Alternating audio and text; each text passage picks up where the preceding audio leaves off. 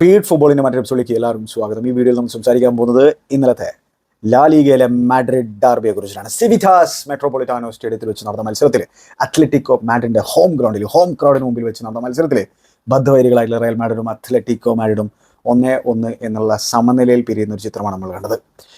അപ്പോൾ ഈ രണ്ട് ടീമുകളെ സംബന്ധിച്ചിടത്തോളം ഈ ഒരു ഗെയിം എന്ന് പറഞ്ഞാൽ ഒരു സുവർണാവസരമായിരുന്നു ബാഴ്സലോണയുമായിട്ടുള്ള, അതായത് ലീഗ് ലീഡേഴ്സ് ആയിട്ടുള്ള ബാഴ്സലോണയുമായിട്ടുള്ള ആ ഒരു ഗ്യാപ്പ് കുറക്കാനായിട്ടുള്ളത്. കാരണം വെച്ചാൽ ബാഴ്സലോണ ഒസാസുനയ്ക്കെതിരെ പരാജയം ഏറ്റുവാങ്ങിയിട്ടുണ്ടായിരുന്നു. പക്ഷേ ഈ രണ്ട് ടീമുകളും ഓരോ പോയിന്റ് നേടിക്കൊണ്ട് പിരിയുന്ന ഒരു ചിത്രമാണ് നമ്മൾ കണ്ടത്. ഇതിൽ തന്നെ ഏറ്റവും ഡിസപ്പോയിൻറ്റഡ് ആയിരിക്കുക റയൽ മാഡ്രിഡ് ആയിരിക്കും എന്നുള്ളതാണ് ഞാൻ മനസ്സിലാക്കുന്നത്. കാരണം എന്ന് വെച്ചാൽ മത്സരത്തിൻ്റെ ഇഞ്ചുറി ടൈമിലാണ് അവർ ഈക്വലൈസർ കൺസീഡ് ചെയ്തിട്ടുള്ളത്. അപ്പോൾ അവർക്ക് ആ ഒരു 1-0 ലീഡ് നിലനിർത്താൻ സാധിച്ചില്ല. അത്തരത്തിൽ ആ ഒരു മത്സരം സീ ഔട്ട് ചെയ്യാൻ സാധിച്ചില്ല. അതുകൊണ്ട് അവരായിരിക്കും ഡിസപ്പോയിൻറ്റഡ് ആയിരിക്കുക ഈ ഒരു ഡ്രോയിൽ എന്നുള്ളതാണ് ഞാൻ മനസ്സിലാക്കുന്നത്. എന്തായാലും മാഡ്രിഡ് ഡാർബി എന്ന് പറഞ്ഞു കഴിഞ്ഞാൽ റെഡും ബ്ലഡും അടങ്ങുന്ന ഒരു ഡാർബിയാണെന്ന് നമുക്ക് എല്ലാവർക്കും അറിയുന്ന ഒരു സംഭവമാണ്. ഇന്നലത്തെ മത്സരത്തിൽ റെഡ് ഉണ്ടായിരുന്നു, പക്ഷെ ബ്ലഡ് ഉണ്ടായിരുന്നില്ല. പക്ഷേ ബ്ലഡി കുറേ കാര്യങ്ങൾ നടന്നിട്ടുണ്ട്, അതിനെക്കുറിച്ച് സംസാരിക്കേണ്ടതായിട്ടുണ്ട്. അത് പക്ഷേ ഫുട്ബോൾ റിലേറ്റഡ് ആയിട്ടുള്ള ഒരു സംഭവമല്ല, അതാണ് പ്രശ്നം. ഫുട്ബോൾ റിലേറ്റഡ് ആയിട്ടുള്ള കാര്യങ്ങളിലേക്ക് കടന്നു കഴിഞ്ഞാൽ ഒരുപാട് ചാൻസുകളെ കുറിച്ചും നമുക്ക് ഈ മത്സരത്തിൽ സംസാരിക്കാനില്ല എന്നുള്ളത് ആദ്യം തന്നെ പറഞ്ഞ് വെക്കേണ്ടതായിട്ടുള്ള ഒരു സംഭവമാണ്. പിന്നെ നമ്മൾ വേറൊരു കാര്യം ആദ്യം സംസാരിച്ച് പോകേണ്ടതായിട്ടുണ്ട് മത്സരത്തിൻ്റെ കാര്യത്തിലേക്ക് കടക്കുന്നതിന് മുമ്പ്. അതെന്താണെന്നറിയോ? നിങ്ങൾക്ക് ഓർമ്മയുണ്ടോ എന്നാണ് ലാ ലീഗയിൽ അവസാനമായിട്ട് റയൽ മാഡ്രിഡ് പരാജയം ഏറ്റുവാങ്ങിയത് എന്നുള്ളത്? ഈ അടുത്തൊന്നും അത് സംഭവിച്ചിട്ടില്ല. പക്ഷെ അതിനെക്കുറിച്ച് അധികം ആളുകൾ സംസാരിക്കുന്നില്ല. അതെന്താണെന്നതാണ് എനിക്ക് മനസ്സിലാക്കാൻ പറ്റാത്തത്. സെപ്റ്റംബർ 2023 അവസാനമായിട്ട് ലാ ലീഗയിൽ റയൽ മാഡ്രിഡ് ഒരു പരാജയം ഏറ്റുവാങ്ങിയിട്ടുള്ളത്. അതിനുശേഷം ഇതുവരെ അവർ പരാജയം ഏറ്റുവാങ്ങിയിട്ടില്ല. 40 മത്സരങ്ങൾ തുടർച്ചയായി അൺബീറ്റനാണ് ലാ ലീഗയിൽ റയൽ മാഡ്രിഡ്. ലാ ലീഗയിലെ റെക്കോർഡ് 43 മത്സരങ്ങൾ അൺബീറ്റൺ എന്നുള്ളതാണ്. അത് റയൽ മാഡ്രിഡിൻ്റെ ബദ്ധവരികളായിട്ടുള്ള ബാഴ്സലോണയുടെ പേരിലാണ് ഇരിക്കുന്നത്. 2017-18 സീസണാണ് അവരത് നെയ്തെടുത്തത്. അപ്പോൾ അത് മറികടക്കാനുള്ള ഒരു സുവർണാവസരമാണ് കാർലോ ആൻചലോട്ടിയുടെ റയൽ മാഡ്രിഡിൻ്റെ മുന്നിൽ വന്ന് നിൽക്കുന്നത്. അപ്പോൾ അതിൽ തന്നെ മറ്റൊരു കൗതുകമായിട്ടുള്ള സംഭവം എന്താണെന്ന് വെച്ചാൽ 43ാമത്തെ മത്സരം എൽ ക്ലാസിക്കോ ആയിരിക്കുന്നതാണ്. അത് റയൽ മാഡ്രിഡിൻ്റെ ഈ ഒരു സ്ട്രീക്കിലെ 43ാമത്തെ മത്സരം അത് എൽ ക്ലാസിക്കോ ആയിരിക്കും. അതിനു മുമ്പ് അവർ പരാജയം ഏറ്റുവാങ്ങുമോ ഇല്ലയോ എന്നുള്ളത് നമുക്കറിയില്ല. പക്ഷേ ഒന്ന് ആലോചിച്ച് നോക്കിയേ, ബാഴ്സലോണയുടെ ആ ഒരു അൺബീറ്റൻ റെക്കോർഡിനൊപ്പം എത്താനുള്ള ആ ഒരു മത്സരം അത് സാന്റിയാഗോ ബെർണബേയിൽ എൽ ക്ലാസിക്കോ ആണ്. അതൊരു രസകരമായിട്ടുള്ളൊരു ബാറ്റിൽ തന്നെ ആയിരിക്കും. എന്തായാലും എൽ ക്ലാസിക്കോ ഓൾവേസ് അതിൻ്റേതായിട്ടുള്ള ഇമ്പോർട്ടൻസ് ഉള്ള ഒരു ഫിക്സ്ചർ തന്നെയാണ്. പ്രത്യേകിച്ച് ഈ സീസണിലെ കാര്യം നമ്മൾ നോക്കുമ്പോൾ എന്താണ്, ബാഴ്സലോണ നല്ല രീതിയിൽ ഒരു തുടക്കം ഈ സീസണിൽ നടത്തിയിട്ടുണ്ട്. ഇപ്പോൾ അവർ ലാ ലീഗ സീസണിൽ അവരുടെ ആദ്യത്തെ പരാജയം ഏറ്റുവാങ്ങിയിട്ട് അവരെങ്ങനെ അതിനെ റിയാക്ട് ചെയ്യുന്നത് കണ്ടറിയേണ്ട ഒരു സംഭവമാണ്. എന്തായാലും അതൊരു കിടിലൻ ഫിക്സ്ചർ ആയിരിക്കും, സംശയമില്ലാത്തൊരു കാര്യമാണ്. അപ്പോൾ ഡോൺ കാർലോയുടെ റയൽ മാഡ്രിഡിന് നമ്മൾ ക്രെഡിറ്റ് കൊടുത്തേ മതിയാകുള്ളൂ. ഈ ഒരു സ്ട്രീക്കിനെ കുറിച്ച് അധികം ആളുകൾ സംസാരിക്കുന്നില്ല. എന്തായാലും ഇൻട്രസ്റ്റിംഗ് ആയിട്ടുള്ള ഒരു റേസാണ് നമുക്ക് തുടക്കത്തിൽ കാണാൻ സാധിക്കുന്നത്. ഇത് ഒടുക്കം വരെ ഉണ്ടാവുമോ എന്നുള്ളത് നമുക്ക് പറയാൻ പറ്റില്ല. എന്തായാലും ബാഴ്സലോണ 21 പോയിന്റ്സുമായിട്ട് 1-ാം സ്ഥാനത്ത്, 2-ാം സ്ഥാനത്ത് റയൽ മാഡ്രിഡ് 18 പോയിന്റ്സുമായിട്ട്, 3-ാം സ്ഥാനത്ത് അത്ലറ്റി 16 പോയിന്റ്സുമായിട്ട് ഇരിക്കുന്നുണ്ട്. അപ്പോൾ ഒരു 3 ഹോഴ്സ് റേസായിട്ട് മുമ്പോട്ട് പോകട്ടെ എന്നുള്ളതാണ് എൻ്റെ ഒരു ആഗ്രഹം, ഒരു ന്യൂട്രൽ എന്നുള്ള രീതിയിൽ. അല്ലാതെ റയലും ബാഴ്സലോണയും മാത്രം ഒരു റേസിൽ നടന്നു കഴിഞ്ഞാൽ, അല്ലെങ്കിൽ കഴിഞ്ഞ സീസണിലൊക്കെ പോലെ ഒരു റേസ് ഇല്ലാതെ ഒരു ടൈറ്റിൽ റേസ് പോയി കഴിഞ്ഞാൽ അതൊരു സുഖമുള്ള ഒരു പരിപാടി ആയിരിക്കില്ല. നമ്മൾ സുഖമില്ലാന്ന് നമ്മൾ പറയുമ്പോൾ റയലിൻ്റെയും ബാഴ്സലോണയുടെ ആരാധകർക്ക് അതിന് വേറെ രീതിയിലുള്ള ഒപ്പീനിയനുകൾ ഉണ്ടാവും. ഞാനൊരു ന്യൂട്രൽ സ്റ്റാൻഡ് എടുത്തുകൊണ്ട് പറയുകയാണ്. അപ്പോൾ ഒരു 3 ഹോഴ്സ് റേസ് ഉണ്ടെങ്കിൽ കാണാനും ഒരു ഗുമ്മുണ്ടായിരിക്കും, സംസാരിക്കാനും ഒരു ഗുമ്മുണ്ടായിരിക്കും വീക്ക് ഇൻ വീക്ക് ഔട്ട് ഈ മത്സരങ്ങളെക്കുറിച്ച്.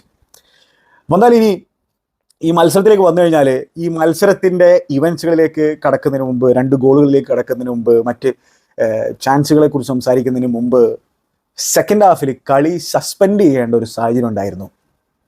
അതാണ് ഞാൻ പറഞ്ഞത്, കുറച്ച് ബ്ലഡി കാര്യങ്ങളെക്കുറിച്ച് സംസാരിക്കാനുണ്ട് എന്നുള്ളത്. അപ്പോൾ ഫ്രൻറ്റെ എന്ന് പറയുന്ന ഈ അത്ലറ്റിക്കോ മാഡ്രിഡിൻ്റെ അൾട്രാ ഗ്രൂപ്പ് അവരുടെ തോന്നിവാസം ഇന്നലെയും കാണിക്കുന്നതാണ് നമ്മൾ കണ്ടത്. നമുക്കറിയാം അത്ലറ്റിയുടെ ഫാൻ ബേസിൽ ഒരു സെറ്റ് ഓഫ് ഫാൻസ് എന്ന് പറഞ്ഞു കഴിഞ്ഞാൽ ഭയങ്കര മോശമാണ്. അതിപ്പോൾ ആ ഒരു വിനി ജൂനിയറിൻ്റെ FEG, ആ ഒരു ഡോള് തൂക്കിയിട്ടുള്ള സംഭവമാണെങ്കിലും, റേസിസ്റ്റ് ചാൻറ്റുകളാണെങ്കിലും, നമുക്ക് ഒരുപാട് അത്തരത്തിലുള്ള ഇൻസിഡൻറ്റുകളെ കുറിച്ച് സംസാരിക്കാൻ പറ്റും. ഇപ്പോൾ ഇന്നലെ എന്താണ് സംഭവിച്ചതെന്ന് വെച്ചാൽ, റയൽ മാഡ്രിഡ് ലീഡ് എടുക്കുന്നു 63ാമത്തെ മിനിറ്റിൽ. അവിടെ നിന്ന് ആ ഒരു ഗോള് കോർട്ടുവ സെലിബ്രേറ്റ് ചെയ്തത് ഈ അൾട്രാ ഫാൻസിന് ഇഷ്ടപ്പെടാത്ത ഒരു സാഹചര്യം വരികയും ഈ കോർട്ടുവയ്ക്കെതിരെ സാധനങ്ങൾ സ്റ്റേജിൽ നിന്ന് എറിയുന്നൊരു ചിത്രമാണ് നമ്മൾ കണ്ടത്. അതായത് ലൈറ്ററും മറ്റ് സംഭവങ്ങളും അദ്ദേഹത്തിന് നേരെ എറിയുന്നു. അങ്ങനെ റെഫറിയോട് തിബോ കോർട്ടുവ കംപ്ലയിൻറ്റ് ചെയ്യുന്നു. റെഫറി പ്ലേയേഴ്സിനോട് ഗ്രൗണ്ടിൽ നിന്നും പോകാൻ ആവശ്യപ്പെടുന്നു. എന്നതിന് ശേഷം ഡിയോഗോ സിമിയോണിയും കോക്കയും ഹിമിനസും ഒക്കെ ഈ അൾട്രാ ഫാൻസിനോട് പോയിട്ട് സംസാരിക്കുന്നത് ചെയ്യരുത്, അതുപോലെ തന്നെ സ്റ്റേഡിയം അനൗൺസ്മെൻറ്റും കാര്യങ്ങളും വരുന്നു. അതായത് ഇത് തുടർന്ന് കഴിഞ്ഞാൽ ഗെയിം സസ്പെൻഡ് ചെയ്യേണ്ടി വരും എന്നുള്ള രീതിയിലുള്ള കാര്യങ്ങളൊക്കെയാണ് പറയുന്നത്. 70,000-ൽ പരം കാണികൾ അവിടെ ഇരിക്കുന്നുണ്ടെന്നുള്ള കാര്യം ഓർക്കേണ്ടതുണ്ട്. റെക്കോർഡ് അറ്റൻഡൻസ് ആണ് സിവിറ്റാസ് മെട്രോപൊളിറ്റാനോയിൽ. പക്ഷേ ഒരു സെറ്റ് ഓഫ് ഫാൻസ് മാത്രം, ഒരു ഗ്രൂപ്പ് ഓഫ് ഫാൻസ് മാത്രമാണ് ഇത്തരത്തിൽ ബിഹേവ് ചെയ്തിട്ട് നമുക്ക് എല്ലാവരെയും ഒരേ കണ്ണിൽ കാണാൻ പറ്റില്ല എന്നുള്ള കാര്യം ഓർക്കേണ്ടതായിട്ടുണ്ട്. അപ്പോൾ ഇത് പിന്നെ തിബോ കോർട്ടുവയുടെ സെലിബ്രേഷൻ കാരണമാണ് ഇത്തരത്തിൽ അവർ റിയാക്ട് ചെയ്തത് എന്നുള്ളൊരു വാദം സിമിയോണിയും കോക്കയും ഒക്കെ ഉന്നയിക്കുന്നുണ്ട്. അതോടൊപ്പം തന്നെ ഇത്തരത്തിലുള്ള പരിപാടികൾ ചെയ്യുന്നവരെ ഗ്രൗണ്ടിലേക്ക് അല്ലെങ്കിൽ സ്റ്റേഡിയത്തിലേക്ക് കൊണ്ടുവരരുത് എന്നുള്ള കാര്യം കൂടി സിമിയോണിയൊക്കെ കൂട്ടിച്ചേർക്കുമ്പോഴും സെലിബ്രേഷൻ പ്രൊവോക്ക് ചെയ്തിട്ടുണ്ടെങ്കിൽ തന്നെ അതിനെ എതിരെ റിയാക്ട് ചെയ്യുക ഈ രീതിയിലാണോ, സാധനങ്ങളൊക്കെ എറിഞ്ഞിട്ടാണോ? അല്ല, അതിനൊന്നും നമുക്ക് ഒരു കാരണവശാലും അംഗീകരിക്കാൻ പറ്റില്ല. ഈ റയൽ മാഡ്രിഡിനെ ഇഷ്ടപ്പെടാത്ത പല സെറ്റ് ഓഫ് ഫാൻസും ചിലപ്പോൾ തിബോ കോർട്ടുവയുടെ ആക്ഷനാണ് അത്തരത്തിലുള്ള ഒരു റിയാക്ഷനിലേക്ക് കൊണ്ടെത്തിച്ചത് എന്നുള്ളൊരു വാദം ഉന്നയിക്കുമായിരിക്കും. എന്നിട്ട് അതിലൊരു ന്യായീകരണം കണ്ടെത്താനുള്ള ശ്രമം നടത്തുമായിരിക്കും. പക്ഷേ ഒരു ന്യൂട്രൽ എന്ന രീതിയിൽ എനിക്ക് അതിലൊരു ന്യായീകരണം കണ്ടെത്താൻ സാധിക്കുന്നില്ല. മത്സരത്തിന് തുടക്കം മുതൽ ഒബ്വിയസ്ലി തിബോ കോർട്ടുവയ്ക്ക് ഒരുപാട് അബ്യൂസുകളും കാര്യങ്ങളും കൊടുക്കുന്നുണ്ട്, വെർബൽ അബ്യൂസുകളും കാര്യങ്ങളും കൊടുക്കുന്നുണ്ട്. അപ്പോൾ ആ ഒരു ഗോള് അടിച്ചുള്ള സാഹചര്യത്തിൽ അദ്ദേഹം തിരിഞ്ഞ് സെലിബ്രേറ്റ് ചെയ്തു.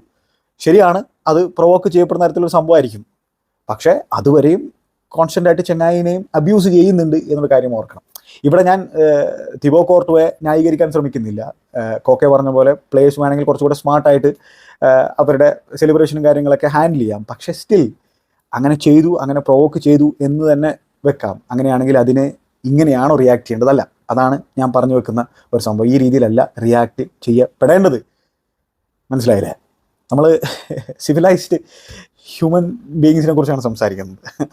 അതാണ്, നമുക്കൊക്കെ പാഷനും കാര്യങ്ങളൊക്കെ ഉണ്ട്. അവർക്ക് ഒബ്വിയസ്ലി അവരുടെയൊക്കെ പാഷൻ വേറെ ലെവലായിരിക്കും. അവരുടെ ടീമിനെ ഭീകരമായിട്ട് അവർ സ്നേഹിക്കുന്നുണ്ട്. അപ്പോൾ പ്രത്യേകിച്ച് തിബോ കോർട്ടുവ അവരുടെ ഒരു പ്ലെയർ ആയിരുന്നു. അപ്പോൾ ഒരു ബിട്രയർ എന്നുള്ള രീതിയിൽ, ഒരു സ്നേഹിക്കുന്ന രീതിയിലൊക്കെ കാണുന്നുണ്ട്. ഈ തിബോ കോർട്ടുവയെ സംബന്ധിച്ചിടത്തോളം അദ്ദേഹം മുമ്പ് കളിച്ചിട്ടുള്ളപ്പോൾ ചെൽസിയിലാണെങ്കിലും അതുപോലെ തന്നെ അത്ലറ്റിക്കോ മാഡ്രിഡിലാണെങ്കിലും ഈ രണ്ട് സെറ്റ് ഓഫ് ഫാൻസിനും ചെങ്ങായിന് ഇഷ്ടമല്ല. അത് വേറെ കാര്യം. കാരണം അദ്ദേഹം അവിടെ നിന്ന് പോയിട്ടുള്ള രീതികളും കാര്യങ്ങളൊക്കെ കൺസിഡർ ചെയ്യുന്നതുകൊണ്ടായിരിക്കും. അപ്പോൾ അത്തരത്തിലുള്ള ഹേറ്റഡൊക്കെ ഫുട്ബോൾ ഉള്ളതാണ്. കാരണം ഇത് മാഡ്രിഡ് ഡാർബിയാണ്. ഈ ഡാർബി എന്ന് പറഞ്ഞാൽ ഒരുപാട് റൈവൽറിയുടെ കഥകൾ പറയാനുള്ള ഒരു ഡാർബിയാണ്. അപ്പോൾ സ്വാഭാവികമായിട്ടും അതിൻ്റേതായിട്ടുള്ള പിന്നെ ആ ഒരു വീര്യം, പിന്നെ വാശിയും വീറും ഒക്കെ ഉണ്ടാവുമായിരിക്കും. പക്ഷേ അതിനെ ഞാൻ പറഞ്ഞു, റിയാക്ട് ചെയ്യുന്നതിനൊരു രീതിയുണ്ട്. ആ റിയാക്ട് ചെയ്ത രീതി ശരിയല്ല എന്നുള്ളതാണ്. പിന്നെ മറ്റൊരു ഇൻസിഡൻറ്റ്, ചില ആളുകളൊക്കെ വീണ്ടും വിനി ജൂനിയറിനെ പിന്നെ കുറ്റപ്പെടുത്തി സംസാരിക്കുന്നത് കാണുന്നുണ്ട് സോഷ്യൽ മീഡിയയിലൊക്കെ. പക്ഷേ ഇതാണ്, ചിത്രങ്ങൾ ഡിസീവ് ചെയ്യുന്നൊരു സാഹചര്യമാണ് ഉള്ളത്. ഇന്നലെ ഞാൻ കളിഫുള്ളിൽ നിന്ന് കണ്ടിട്ടുള്ളൊരു മനുഷ്യനാണ്. അപ്പോൾ അതിൽ തന്നെ കോക്കെ സെക്കൻഡ് ഹാഫ് സബ്സ്റ്റിറ്റ്യൂട്ട് വന്നിട്ടുള്ള ചങ്ങായിയാണ്, അത്ലറ്റിയുടെ ലെജൻഡാണെന്ന് നമുക്കറിയുന്നതാണ്. അപ്പോൾ വിനി ജൂനിയർ പിന്നെ വീഴുന്ന സാഹചര്യത്തിൽ അദ്ദേഹത്തോട് എഴുന്നേൽക്കാൻ പറയുകയും അദ്ദേഹത്തെ പ്രൊവോക്ക് ചെയ്യുന്ന സാഹചര്യമൊക്കെ കോക്കയുടെ ഭാഗത്തുനിന്നുണ്ടായിരുന്നു. അപ്പോൾ അതിനെതിരെ വിനി ജൂനിയർ റിയാക്ട് ചെയ്യുന്നതാണ് ഇന്നലെ ഞാൻ കണ്ടിട്ടുണ്ടായിരുന്നത്. പക്ഷേ അതിനെ മറ്റൊരു രീതിയിൽ അവതരിപ്പിക്കാൻ സോഷ്യൽ മീഡിയയും അതുപോലെ തന്നെ മറ്റു മീഡിയകളും ശ്രമിക്കുന്നതായിട്ട് ഞാൻ കണ്ടിട്ടുണ്ട്. അപ്പോൾ പുള്ളിക്കാരനാണ് പ്രൊവോക്ക് ചെയ്യുന്നത് എന്നുള്ളൊരു നാരേറ്റീവ് ഉണ്ടാക്കണം. അതിനു വേണ്ടിയിട്ടുള്ള ശ്രമങ്ങൾ സോഷ്യൽ മീഡിയയിൽ എനിക്ക് കാണാൻ സാധിച്ചിട്ടുണ്ടായിരുന്നു. അത് ശരിയല്ല എന്നതാണ്. വിനി ഒബ്വിയസ്ലി ചില സാഹചര്യങ്ങളിൽ പിന്നെ അഗ്രസീവായിട്ട് ബിഹേവ് ചെയ്യുന്നുണ്ടായിരുന്നു. പക്ഷേ ഈ ഒരു കോക്കയുമായിട്ടുള്ള ഇൻസിഡൻറ്റ്, അത് അവിടെ വിനിയാണ് പ്രൊവോക്ക് ചെയ്തതെന്നുള്ളത് എനിക്ക് അംഗീകരിക്കാൻ പറ്റില്ല. അപ്പോൾ ഇതാണ്, ഇത്തരത്തിലുള്ള നരേറ്റീവുകൾ സംഭവിക്കും. കാരണം ഈസിയാണല്ലോ വിനിയെ അങ്ങോട്ട് പിക്ക് ചെയ്യുക എന്ന് പറഞ്ഞു കഴിഞ്ഞാൽ. ഇനി മത്സരത്തിൻ്റെ കാര്യത്തിലേക്ക് വന്നു കഴിഞ്ഞാൽ, സോറി, അതിന് മുമ്പ് റെഡ് കാർഡിനെ കുറിച്ച് സംസാരിക്കാം. അത് ഈ മത്സരത്തിൻ്റെ അവസാന സാഹചര്യങ്ങളും സംഭവിച്ചുള്ളൂ. ലോറൻറ്റെ ഈ സീസണിൽ അത്ലറ്റിക്കോ മാഡ്രിഡിൻ്റെ വൺ ഓഫ് ദി ബെസ്റ്റ് പ്ലെയേഴ്സാണ്. അപ്പോൾ ചെങ്ങാനും മിസ് ചെയ്യും ലാ ലീഗയിൽ ഡിയോഗോ സിമിയോണിൻ്റെ ടീം. അപ്പോൾ ഫ്രാൻ ഗാർസിയ സബ്സ്റ്റിറ്റ്യൂട്ട് വന്നുള്ള ഫ്രാൻ ഗാർസിയെ ആണ് ചെങ്ങായി ഫൗൾ ചെയ്തത്. ഹൈ ഫുഡ് ചാലഞ്ചാണ്. അതിൽ ഒരു ഡിബേറ്റിൻ്റെ ആവശ്യം പോലും ഇല്ല. സ്ക്രീനിൽ പോയി നോക്കിയിട്ടാണ് റെഫറി തീരുമാനമെടുത്തത്. റെഡ് കാർഡാണ്. ആദ്യം യെല്ലോ ആണ് കൊടുത്തിട്ടുണ്ടായിരുന്നത്. ക്ലിയർ റെഡാണ്. ഫ്രസ്ട്രേഷൻ്റെ പുറത്ത് വന്നിട്ടുള്ളതാണത്. കാരണം ലോറൻറ്റെ ഒരു അറ്റാക്ക് അദ്ദേഹത്തിന് വിചാരിച്ച രീതിയിൽ പിന്നെ അത് മുമ്പോട്ട് കൊണ്ടുപോകാൻ സാധിച്ചില്ല. അപ്പോൾ അദ്ദേഹം റിക്കവറി ടാക്കിൾ നടത്താൻ ശ്രമിച്ചതാണ്. പക്ഷേ ഹെവി ടാക്കിളായിപ്പോയി. അതാണ് നമ്മളവിടെ കണ്ടിട്ടുണ്ടായിരുന്നത്. പിന്നെ ഇനി മത്സരത്തിൻ്റെ സ്വഭാവത്തിലേക്ക് കടന്നാൽ, ഞാൻ ആദ്യം അത്ലറ്റിക്കോ മാഡ്രിഡിനെ കുറിച്ച് സംസാരിച്ചു കഴിഞ്ഞാൽ, അവരൊരു 4-4-2 ആണ് ഡിപ്ലോയ് ചെയ്തത് ഡിയോഗോ സിമിയോണി. അപ്പോൾ അതിൽ തന്നെ ഹ്യൂലിൻ അൽവാരസ് ആ ഒരു ലെഫ്റ്റ് മിഡ്ഫീൽഡറായിട്ട് ആണ് കളിച്ചിട്ടുണ്ടായിരുന്നത്. റൈറ്റ് മിഡ്ഫീൽഡറായിട്ട് ഡിപോൾ, സെൻട്രൽ മിഡ്ഫീൽഡേഴ്സായിട്ട് കോണ ഗാലഗർ എൻ്റെ ചെക്കനാണ്, കോണ ഗാലഗറും അതുപോലെ തന്നെ ലോറൻറ്റയും. പിന്നെ ഡിഫൻസിൽ മൊലീന സ്റ്റാർട്ട് ചെയ്യുന്നു റൈറ്റ് ബാക്കായിട്ട്, ലെഫ്റ്റ് ബാക്കായിട്ട് റെനീൽഡോ സ്റ്റാർട്ട് ചെയ്യുന്ന ഒരു സാഹചര്യം, ലെനോർമാനും അതുപോലെ തന്നെ ഹിമിനസും സെൻറ്റർ ബാക്കുകളായിട്ട്, ഒബ്ലാക്ക് കീപ്പറായിട്ട്, ഗ്രീസ്മനും സൊർലോത്തുമാണ് 2 സ്ട്രൈക്കേഴ്സായിട്ട് കളിച്ചിട്ടുണ്ടായിരുന്നത്. അപ്പോൾ ഇതിൽ തന്നെ നമ്മുടെ സൊർലോത്ത് ഒരു ടാർഗറ്റ് മാനാണ്. അപ്പോൾ അദ്ദേഹം ടാർഗറ്റ് മാൻ എന്ന രീതിയിൽ അദ്ദേഹത്തിലേക്ക് ലോങ് ബോളുകൾ എത്തുന്ന സാഹചര്യത്തിൽ ഹോൾഡ് അപ്പ് പ്ലേയും കാര്യങ്ങളൊക്കെ ഓക്കെ ആയിരുന്നെങ്കിൽ പോലും അദ്ദേഹത്തിൻ്റെ ഡിസിഷൻ മേക്കിംഗ് പ്രശ്നമായിരുന്നു. ഹോൾഡ് ചെയ്താൽ മാത്രം പോരല്ലോ, അത് റിലീസ് ചെയ്യണം, ബാക്കിയുള്ള ടീംമേറ്റ്സിനെ കൊണ്ടുവരണം, ലിങ്ക് അപ്പ് പ്ലേ നടത്തണം. പക്ഷേ അദ്ദേഹത്തിൻ്റെ വിഷൻ ഒരു പ്രശ്നമായിരുന്നു എന്നുള്ളതാണ് എടുത്ത് പറഞ്ഞ സംഭവം. അദ്ദേഹം തല പൊക്കിയിട്ടല്ല കളിക്കുന്നുണ്ടായിരുന്നു, അദ്ദേഹത്തിൻ്റെ ചുറ്റിലും എന്താണ് നടക്കുന്നത് എന്നുള്ളതിൻ്റെ ഒരു ധാരണ ഉണ്ടായിരുന്നില്ല. അപ്പോൾ എന്താണ്, ഡിഫെൻഡ് ചെയ്യാൻ വളരെ എളുപ്പമായിരുന്നു റയലിനെ സംബന്ധിച്ചിടത്തോളം. അദ്ദേഹത്തിൻ്റെ പാസിങ് വളരെ പ്രശ്നമായിരുന്നു, വളരെ സ്ലോപ്പി ആയിരുന്നു അദ്ദേഹം എന്നുള്ള കാര്യം ഓർക്കണം. ചില്ലറ കൗണ്ടർ അറ്റാക്കിംഗ് സിനാരിയോകൾ അത്ലറ്റിക്കോമായിട്ട് ഉണ്ടാക്കുന്നതൊക്കെ അദ്ദേഹം റോങ് ഓപ്ഷൻസ് ചൂസ് ചെയ്ത് കൊളാക്കുന്ന സിറ്റുവേഷൻസ് ഒക്കെ നമുക്ക് കാണാൻ സാധിക്കുമായിരുന്നു സൊർലോത്തിൻ്റെ ഭാഗത്ത് നിന്ന്. ഹുലിൻ അൽവാരസ് ആണെങ്കിൽ ആ ഒരു ലെഫ്റ്റ് സൈഡിൽ നിന്ന് മത്സരത്തിൻ്റെ തുടക്കത്തിൽ ഒരു ഡ്രിബിൾ നടന്ന് നമ്മൾ കണ്ടു, 9ാമത്തെ മിനിറ്റിൽ. അത് ഒരു ലോങ് ബോൾ സൊർലോത്തിലേക്ക് വന്നാണ്. ഈ ഒരു സാഹചര്യത്തിൽ അദ്ദേഹം മോശമില്ലാത്ത രീതിയിൽ ലിങ്കപ്പ് നടത്തിയിട്ടുണ്ടായിരുന്നു, ഹുലിൻ അൽവാരസിലേക്ക് കൊടുക്കുന്നു. ഹുലിൻ അൽവാരസ് പിന്നെ റുഡിഗറുമായിട്ടുള്ള ഒരു മര്യാദക്ക് ടേക്ക് ഓൺ ചെയ്തിട്ട് ആ ഒരു ബൈലിൻ്റെ അടുത്ത് കൂടെ എത്തിയിട്ട് കാർവഹാൽ തൻ്റെ കീപ്പറിനെ പ്രൊട്ടക്ട് ചെയ്യാൻ നിൽക്കുന്നുണ്ട്. അവിടെ നിന്ന് ഒരു വളരെ ഡിഫിക്കൽട്ടായുള്ള ആംഗിളിൽ നിന്ന് ഒരു ഷോട്ട് തീർക്കുന്നു, അത് കോർട്ടുവ സേവ് ചെയ്യുന്നത് നമ്മൾ കണ്ടു. അപ്പം അൽവാരസിന് അത്തരത്തിൽ ആ ഒരു ലെഫ്റ്റ് മിഡ്ഫീൽഡർ എന്ന രീതിയിൽ വലിയ തോതിലൊരു ഇമ്പാക്ട് ഉണ്ടാക്കാൻ പറ്റുന്നില്ല, പക്ഷേ വർക്ക് റേറ്റും കാര്യങ്ങളൊക്കെ അദ്ദേഹം കൊടുക്കുന്നുണ്ടായിരുന്നു. ഈ മൊലീനിയയുടെ ഒരു ദൗത്യം എന്താണെന്ന് വെച്ചാൽ വിനി ജൂനിയറിനെ ട്രാക്ക് ചെയ്യുക എന്നുള്ളതായിരുന്നു. അപ്പോൾ പല സാഹചര്യങ്ങളിലും എന്താണ് നമുക്ക് അത്ലറ്റിക്കോമായിട്ട് ഒരു 3 at the back പോലെ തോന്നുന്നുണ്ടായിരുന്നു. കാരണം എന്താ വെച്ചാൽ മൊലീന വിനിയുടെ ഒപ്പം പോകുന്നു, വിനിയെ ട്രാക്ക് ചെയ്യുന്നു, അങ്ങനെ 45 minutes അതായിരുന്നു പുള്ളിക്കാരൻ്റെ ദൗത്യം. അങ്ങനെ പിന്നെ മൊലീനിയെ മാറ്റിയിട്ടാണ് കോക്കെ ഇൻട്രൊഡ്യൂസ് ചെയ്യുന്നത് സെക്കൻഡ് ഹാഫിൻ്റെ തുടക്കത്തിൽ.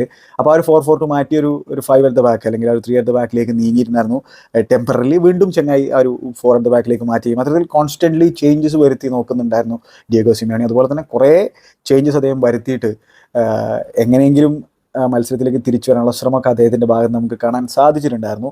പിന്നെന്താണ്, നമ്മൾ അത്ലറ്റിക്കോ മാഡ്രിഡിനെ സംബന്ധിച്ചിടത്തോളം ഒരു കാര്യത്തിൽ നമ്മൾ അവർക്ക് ക്രെഡിറ്റ് കൊടുക്കേണ്ടതായിട്ടുള്ള അവരുടെ മെൻറ്റാലിറ്റിക്കാണെന്നുള്ളതാണ്. ഇപ്പോൾ ഈ സീസണിൽ തന്നെ ലേറ്റ് ആയിട്ടുള്ള വിന്നിങ് ഗോളുകൾ, ഈക്വലൈസർ ഗോളുകൾ അവർ മുമ്പും അടിക്കുന്നത് നമ്മൾ കണ്ടിട്ടുണ്ട്. അപ്പോൾ ബദ്ധവരികൾക്കെതിരെയും അവർ അത്തരത്തിൽ ആ ഒരു ഇഞ്ചുറി ടൈമിൽ ഈക്വലൈസർ കണ്ടെത്തുന്നതാണ് പറയുന്നത്. അപ്പോൾ അത് മെൻറ്റാലിറ്റി ഈ ടീമിൽ ചെങ്ങനെ ഇൻസ്റ്റിൽ ചെയ്ത് തന്നെയാണ് നമുക്ക് മനസ്സിലാക്കാൻ സാധിക്കും. പക്ഷേ ക്രിയേറ്റീവ് സൈഡ് നോക്കിക്കഴിഞ്ഞാൽ ഗ്രീസ്മാനാണ് അവരുടെ ആകെയുള്ള ഒരു ക്രിയേറ്റീവ് സോഴ്സ് നമുക്ക് പറയാൻ പറ്റുന്ന തരത്തിലുള്ള ഒരു പ്ലെയറായിട്ട് കളിക്കുന്നത്. ഗ്രീസ്മാൻ എന്തെങ്കിലും ക്രിയേറ്റ് ചെയ്താലായി എന്നുള്ള രീതിയിലാണ് അവർ കളിക്കുന്നത്. ശരിയാണ്, റയൽ മാഡ്രിഡിനെതിരെയാണ് ബിഗസ്റ്റ് ടെസ്റ്റാണ്. പക്ഷേ നമ്മൾ ബാക്കിയുള്ള മത്സരങ്ങൾ കൂടി നോക്കുമ്പോഴും അത് കാണാൻ പറ്റുന്നുണ്ട്. ഗ്രീസ്മാനാണ് എന്തെങ്കിലുമൊക്കെ ക്രിയേറ്റ് ചെയ്യേണ്ടത്.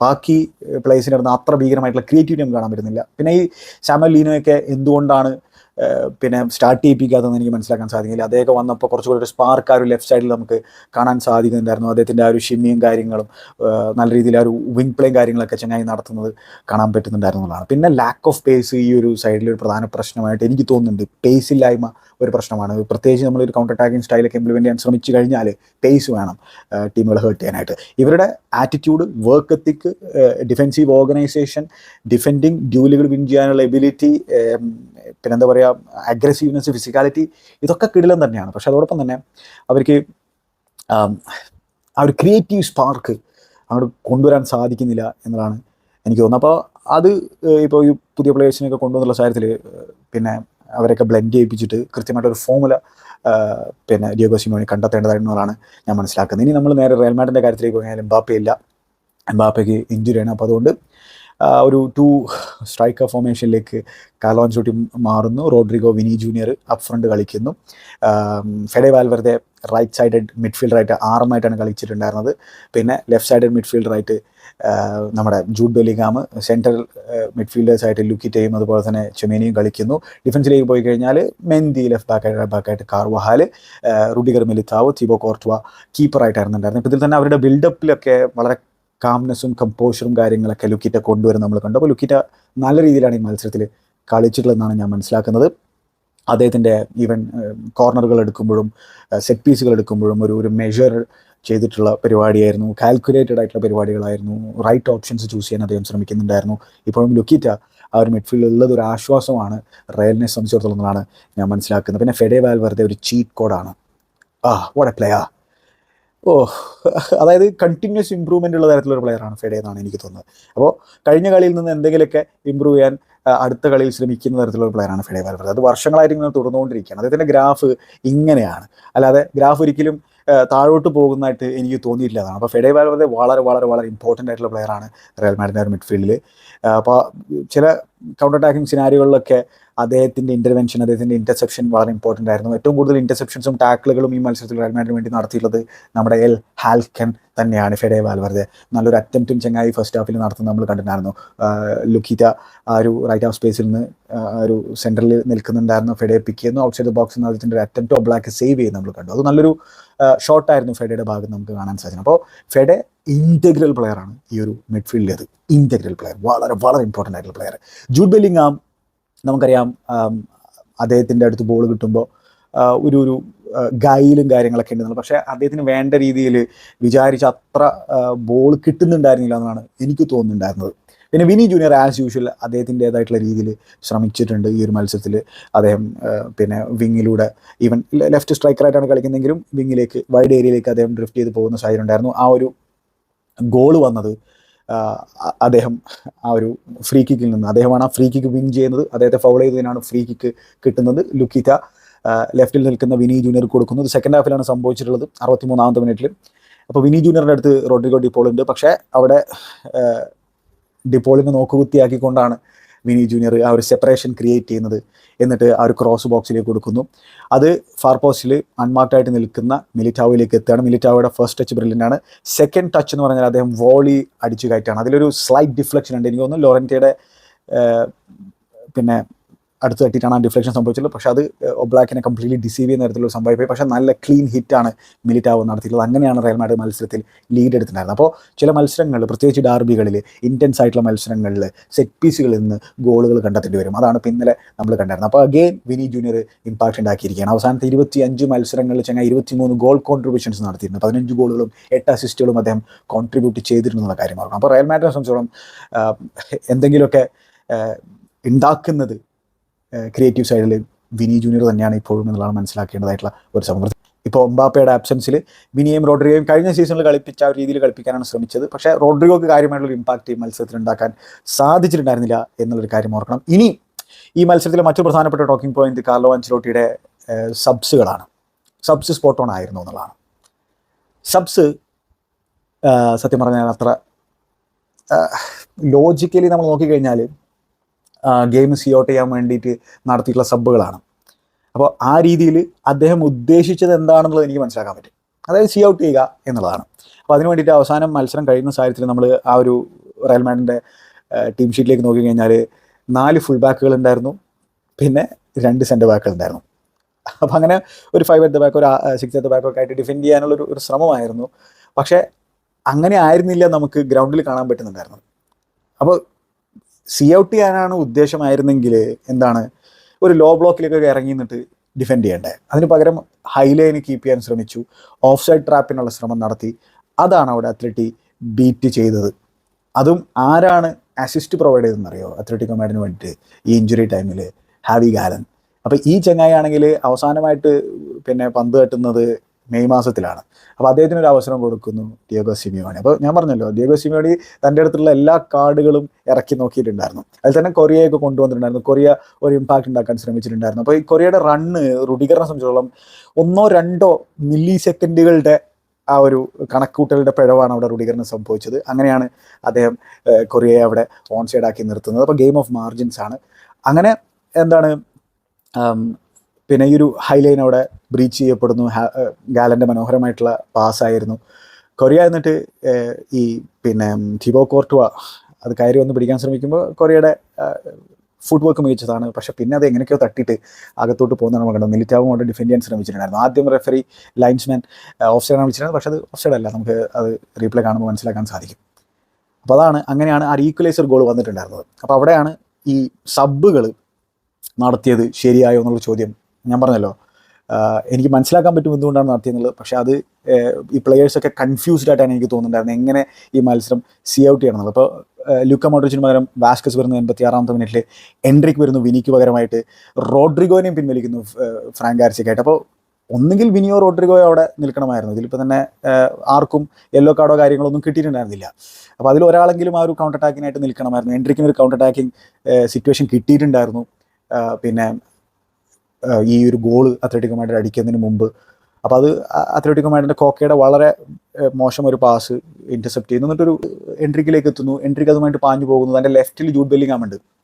അതാണ് നമ്മൾ പിന്നെ പുള്ളിക്കാരൻ ആർക്കെതിരെയായിരുന്നത്? ഐൻട്രാക്ട് ഫ്രാങ്ക്ഫർട്ട് അല്ലേ? അല്ല, ഏത് ടീമിനെതിരെയായിരുന്നു? സ്റ്റുട്ട്ഗാർട്ട്. അതെ, സ്റ്റുട്ട്ഗാർട്ടിനെതിരെ ചാമ്പ്യൻസ് ലീഗിൽ പിന്നെ തൻ്റെ ഇടത്ത ഓപ്ഷൻ ഉണ്ടായിട്ടും വലത്ത ഓപ്ഷൻ ഉണ്ടായിട്ടും ഗോൾ അടിച്ചു എന്ന് പറഞ്ഞപ്പോൾ, അല്ലെങ്കിൽ ഷോട്ട് അടിക്കാൻ തീരുമാനിച്ചു, അങ്ങനെ അത് ഗോളായി, അതിന് നമ്മൾ പ്രകീർത്തിച്ച് സംസാരിച്ചിട്ടുണ്ട്.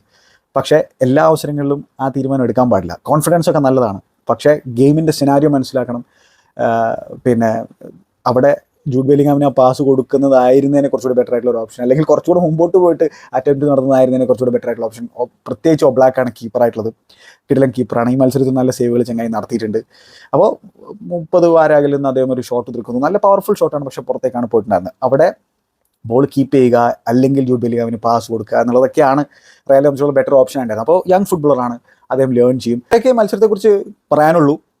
അത്ര ഹൈലി ഇവൻറ്റ്ഫുൾ ആയിട്ടുള്ള, ഫുട്ബോളിംഗ് വൈസ് ഇവൻറ്റ്ഫുൾ ആയിട്ടുള്ളൊരു മത്സരമായിരുന്നില്ല. പിന്നെന്താണ്, ഡിയേഗോ സിമേണി കുറേ സബ്സ്റ്റിറ്റ്യൂഷൻസ് വരുത്തി നോക്കിയിട്ടുണ്ടായിരുന്നു. ഞാൻ പറഞ്ഞല്ലോ, പല കാർഡുകൾ ഇറക്കി നോക്കി അദ്ദേഹം. പിന്നെ സാമുൽ ലീനോയെ 56ാമത്തെ മിനിറ്റിൽ സൊർലോത്തിന് പകരം കൊണ്ടുവരുന്ന നല്ല ഡിസിഷനായിരുന്നു. അപ്പോൾ ആ ഒരു സാഹചര്യത്തിൽ ഹ്യൂലിൻ അൽവാരസിനെ സ്ട്രൈക്കറാക്കി മാറ്റുന്ന സാഹചര്യം നമ്മൾ കണ്ടായിരുന്നു. എങ്കിൽ കൊറിയെ കൊണ്ടുവരുന്നു, കോണ ഗാലഗറിനെ പിൻവലിച്ചിട്ട് മറ്റൊരു സ്ട്രൈക്കറിനെ ഇൻട്രൊഡ്യൂസ് ചെയ്യാണ്. റിക്വൽമിയെ കൊണ്ടുവരുന്നു, അൽവാരസിനെ പിൻവലിച്ചിട്ട് റിക്വൽമി ആ ഒരു റൈറ്റ് സൈഡിലൂടെ കളിക്കുന്ന സാഹചര്യം നമ്മൾ കാണുന്നു. ഹാവി ഗാലം വരുന്നു മൻഡാവ്ക്ക് പകരമായിട്ട്. അത്തരത്തിൽ ചേഞ്ചസ് വരുത്തി നോക്കിയിട്ടുണ്ടായിരുന്നു. അപ്പോൾ ഇവിടെ പിന്നെ ഒരു ചോദ്യം, കമവിംഗ ഫിറ്റായിട്ട് സ്ക്വാഡിലുണ്ടായിരുന്നില്ല, അദ്ദേഹത്തെ ഇൻട്രൊഡ്യൂസ് ചെയ്യാമായിരുന്നില്ല എന്നുള്ളത്. പക്ഷേ ഇവിടെ എന്താണെന്നറിയോ, ഈ ഒരു അവസാനത്തെ ഈ 5 മിനിറ്റിലേക്ക് നമ്മൾ കടക്കും. പ്രത്യേകിച്ച് സെക്കൻഡ് ഹാഫ് വളരെ ഇമോഷണൽ ആയിട്ടുള്ള രീതിയിലാണ് അത്ലറ്റിക്കോ മാഡ്രിഡ് കളിച്ചിട്ടുണ്ടായിരുന്നു. പ്രത്യേകിച്ച് ആ ഒരു ഗെയിം സ്റ്റോപ്പ് ചെയ്തിട്ട് റീസ്റ്റാർട്ട് ചെയ്തിട്ടുള്ള ആ ഒരു സാഹചര്യത്തിൽ അവർ കുറേ കൂടി ഇമോഷണലായിരുന്നു. അപ്പോൾ റയലിനെ സംബന്ധിച്ചിടത്തോളം എങ്ങനെയെങ്കിലും ഇത് തീർത്ത് പോകണം എന്നുള്ള ചിന്തയും, അത്ലറ്റിക്കോ മാഡ്രിഡ് ആണെങ്കിൽ എങ്ങനെയെങ്കിലും മത്സരത്തിൽ നിന്ന് എന്തെങ്കിലുമൊക്കെ കണ്ടെത്തണം എന്നുള്ള രീതിയിലാണ്. പക്ഷേ അവർക്ക് കാര്യമായിട്ട് ചാൻസുകൾ ക്രിയേറ്റ് ചെയ്യാനൊന്നും പറ്റുന്നുണ്ടായിരുന്നില്ല. അപ്പോൾ ഈ ഗെയിമിൻ്റെ പേസ് പിന്നെ മനസ്സിലാക്കാൻ ഈ വന്ന സബ്സുകൾക്കൊന്നും സാധിച്ചിട്ടുണ്ടായിരുന്നില്ല. കാരണം അത്രയും ലേറ്റ് ആയിട്ടാണ് അവരെ ഇൻട്രൊഡ്യൂസ് ചെയ്തിട്ടുള്ളത്. ആ ഗെയിമിൻ്റെ പേസ് ആണെങ്കിൽ വേറെ രീതിയിലായിരുന്നു, ഇമോഷണൽ ആയിട്ടുള്ള മത്സരമായിരുന്നു. അത്ലറ്റിക്കോ മാഡ്രിഡ് പിന്നെ ശ്രമിക്കുന്നുണ്ടായിരുന്നു, പ്രത്യേകിച്ച് കൊറിയയിലൂടെ കോർണേഴ്സൊക്കെ വിൻ ചെയ്യുന്ന സാഹചര്യങ്ങളൊക്കെ നമുക്ക് കാണാൻ പറ്റുന്നുണ്ടായിരുന്നു. ഇനി ഇത്ര അറ്റംപ്റ്റുകൾ ഉണ്ടായിരുന്നത്, പിന്നെ 2 ടീമുകളും 12 അറ്റംപ്റ്റുകൾ വീതമാണ് ഈ മത്സരത്തിൽ നടത്തിയിട്ടുള്ളത്. അതിൽ തന്നെ 4 ഷോട്ട്സ് ഓൺ ടാർഗറ്റാണ് 2 ടീമുകളും അടിച്ചിട്ടുള്ളത്. 51-49% പൊസിഷൻ വൈസ്. 11 ഫൗളുകൾ വീതം 2 ടീമുകളും നടത്തി. XG നമ്മൾ നോക്കിക്കഴിഞ്ഞാൽ 0.76 മാത്രമായിരുന്നു റയൽ മാഡ്രിഡിൻ്റെ, 1.28 അത്ലറ്റിയുടെ. അപ്പോൾ ആ രീതിയിലായിരുന്നു അതുണ്ടായിരുന്നു. അപ്പോൾ അത്ലറ്റി അവസാനം ആ ഒരു പ്രഷർ ബിൽഡ് ചെയ്യാൻ ശ്രമിച്ചു. അത് റയൽ മാഡ്രിഡ് ഇൻവൈറ്റ് ചെയ്തിട്ടുള്ളൊരു പ്രഷറാണ്. അപ്പോൾ അങ്ങനെ അവർ ആ ഒരു ഈക്വലൈസർ കണ്ടെത്തി. അങ്ങനെയാണ് ആ മത്സരം കഴിഞ്ഞ് പോയിട്ടുണ്ടായിരുന്നത്. വേറെ എന്താണ് ഈ മത്സരത്തിലെ ഇവൻസുകൾ? ഫസ്റ്റ് ഹാഫിൽ ഒബ്ലാക്കിൻ്റെ ഒരു ഡ്രിബ്ലിംഗ് സാധനം ഉണ്ടായിരുന്നു. വിനി ജൂനിയറിന് ഡ്രിബിൾ ചെയ്യുന്നു, ഒബ്ലാക്ക് ഡ്രിബിൾ ചെയ്യുന്നത് കാണുന്നുണ്ടായിരുന്നു. ഫസ്റ്റ് ഹാഫിൽ നടന്ന സംഭവമാണ്, എന്തൊക്കെ കാണണം പഠിച്ചോനെ. പിന്നെ ജൂഡിൻ്റെ ഒരു അറ്റംപ്റ്റ്, അതിൽ തന്നെ വിനിയാണ് അത് ക്രിയേറ്റ് ചെയ്യുന്നത്. ലെഫ്റ്റിലൂടെ ഡ്രിബിൾ ചെയ്ത് പോയിട്ട് ആ ഒരു ബൈലൻ്റെയൊക്കെ അടുത്ത് എത്തിയതിന് ശേഷം റോഡ്രിഗോയെ പിക്ക് ചെയ്യുന്നു. റോഡ്രിഗോ ജൂഡിനെ സെറ്റപ്പ് ചെയ്ത് കൊടുക്കുന്നു, സെൻറ്ററിൽ നിൽക്കുന്നു. ജൂഡിൻ്റെ ഷോട്ട് കംഫർട്ടബിൾ ആയിട്ട് ഒബ്ലാക്ക് സേവ് ചെയ്യുന്നത് നമ്മൾ കാണുന്നു. റയൽ മാഡ്രിഡിൻ്റെ ഒരു പെനാൽറ്റി കോൾ ഉണ്ടായിരുന്നു ഫസ്റ്റ് ഹാഫിൽ. അതൊരു ഇമ്പോർട്ടൻറ്റ് പോയിൻ്റാണ്. ഹിമെനസിൻ്റെ ടാക്കിൾ റോഡ്രിഗോയിൽ നടത്തിയിട്ടുള്ളത്. അവിടെ കോൺടാക്റ്റ് ഉണ്ടോ ചോദിച്ചു കഴിഞ്ഞാൽ കോൺടാക്റ്റ് ഉണ്ട്, പക്ഷേ അതൊരു പെനാൽറ്റി കൊടുക്കേണ്ട തരത്തിലൊരു സംഭവമാണെന്ന് ചോദിച്ചാൽ ഇല്ല. അത്ലറ്റിയുടെ പ്ലേയേഴ്സ് പറയുന്നത് പുള്ളി ഡൈവ് ചെയ്യുന്നതാണ്, ഡൈവ് ഒന്നുമല്ല, ഒരു സ്ലൈറ്റ് കോൺടാക്റ്റ് ഉണ്ട്. പക്ഷേ എവറി കോൺടാക്റ്റ് ഒരു പെനാൽറ്റി എന്നുള്ള രീതിയിൽ കണക്കാക്കാൻ പറ്റില്ല. അപ്പോൾ അത് കൊടുത്തിരുന്നെങ്കിൽ വളരെ സോഫ്റ്റ് ആയിട്ടുള്ള പെനാൽറ്റി ആയിപ്പോയെന്നാണ് എൻ്റെ ഒരു വാദം. ഇനി റയൽ മാഡ്രിഡിൻ്റെ ഫാൻസിന് വേറെ എന്തെങ്കിലും തോന്നിയിട്ട് പിന്നെ പറയണമെങ്കിൽ കമൻറ്റ് ബോക്സിൽ പറഞ്ഞു. പക്ഷേ അതൊരു പെനാൽറ്റി ആയിട്ട് എനിക്ക് തോന്നുന്നില്ല. എൻ്റെ ഒരു കണ്ണിൽ അതൊരു പെനാൽറ്റി അല്ല. പിന്നെ സൊർലോത്തിൻ്റെ ഡിസിഷൻ മേക്കിങ്ങിൻ്റെ പോരായ്മകൾ നമുക്ക് ഫസ്റ്റ് ഹാഫിൽ കാണാൻ പറ്റുന്നുണ്ടായിരുന്നു. സെക്കൻഡ് ഹാഫിൽ റോഡ്രിഗോക്ക് ഒരു അറ്റംപ്റ്റ് കിട്ടിയിട്ടുണ്ടായിരുന്നു. ഷോർട്ട് കോർണർ വന്ന് ലുക്കിറ്റ അദ്ദേഹത്തെ പിക്ക് ചെയ്യുന്നു, ബോക്സിൻ്റെ പുറത്ത് സെൻട്രൽ ഏരിയയിൽ നിൽക്കുന്നു. പക്ഷേ അതിൻ്റെ അറ്റംപ്റ്റ് ബാറിന് മുകളിലൂടെ പോകുന്നൊരു കാര്യങ്ങൾ കാണാം. പിന്നെ 53ാമത്തെ മിനിറ്റിൽ മെൻഡി വളരെ സ്ലോപ്പി ആയിരുന്നൊരു സിറ്റുവേഷൻ ഉണ്ടായിരുന്നു. മെൻഡി വളരെ സ്ലോപ്പി ആയിരുന്നു പൊസിഷനിൽ. മെൻഡി വെറുതെ പൊസിഷൻ ഗിവ് അവേ ചെയ്തിട്ട് അത് ലോറൻറ്റയുടെ ഒരു ഷോട്ടിൽ കലാശിക്കുന്നത് ബ്ലോക്ക് ചെയ്യുന്ന ഒരു സാഹചര്യം നമ്മൾ കാണുന്നു. ചെമേനി ഡിഫെൻസീവ്ലി അദ്ദേഹത്തിൻ്റെ പ്രസൻസ് ഒക്കെ ഓക്കെ ആയിരുന്നു, പക്ഷേ ഓൺ ദ ബോൾ അത്ര മികച്ചതായിരുന്നില്ല.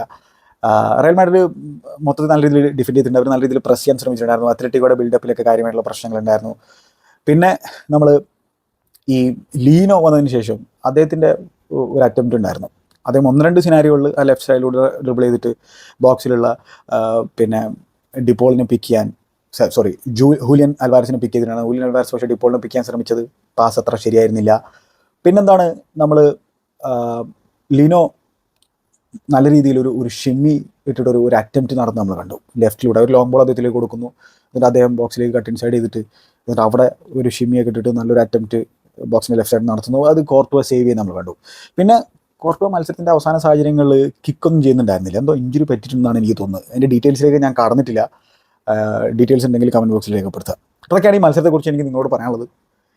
ബാഴ്സലോണ മത്സരത്തെക്കുറിച്ചും ആർസണലിൻ്റെ മത്സരത്തെക്കുറിച്ചും ഒക്കെ അടുത്ത വീഡിയോയിൽ സംസാരിക്കാൻ ശ്രമിക്കാം. Good bye.